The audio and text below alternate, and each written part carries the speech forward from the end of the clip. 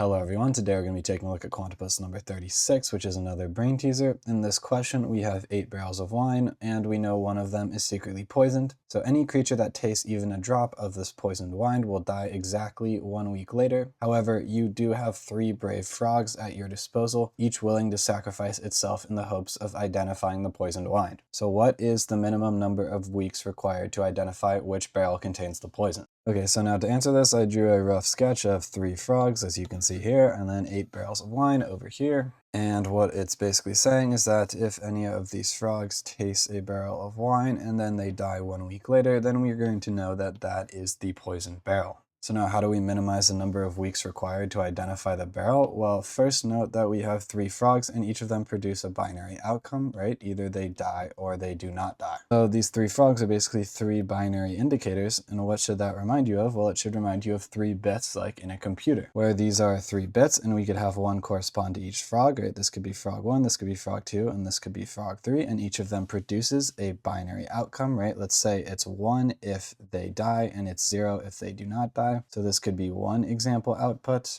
and then this could be another example output, like 1, 1, 1.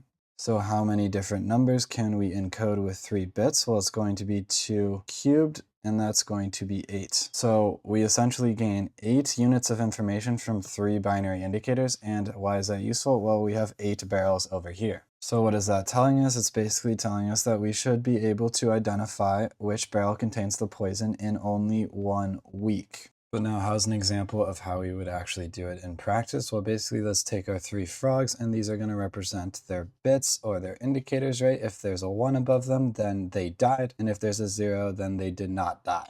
So now for my barrels, let's just start by giving them each a code that corresponds to these bits, right? Let's say barrel 1, that represents the 0, 0, 0, and then number 2 is going to be 0, 0, 1, number 3 is 0, 1, 0, then we have 0, 1, 1, and then we can do 1, 0, 0, 1, 0, 1, 1, 1, 0, and 1, 1, 1. So let's just go through some examples of outcomes. Let's say that the 3 frogs give us 0, 0, 0, which means that none of them died.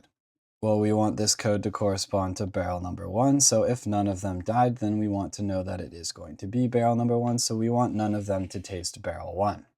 Say we get 0, 0, 1 out of these frogs instead, so frog 3 died, then we want this to correspond to barrel number 2. So we only want frog 3 to taste barrel number 2, so we know that if it died and the others didn't, then it was barrel number 2. And then let's just say we have the situation where all 3 frogs died. We want that to correspond to barrel number 8. So we want all 3 frogs to taste barrel number 8. So for all these barrels, you can see what's happening. For barrel number 7, I want frogs 1 and 2 to taste this barrel. And for barrel number 6, I want frogs 1 and 3 to taste it. For 5, I want just frog 1 to taste it, and so on. So now let's just tally up which frogs tasted which barrels in a table, right? None of them tasted number 1. Frog 3 tasted number 2. Frog 2 tasted number 3. And then these both tasted number 4, right? This one tasted 5. This one tasted 6. And this one tasted 6. And then we want this one to taste 7. This one to taste 7. And then we want all 3 of them to taste number 8.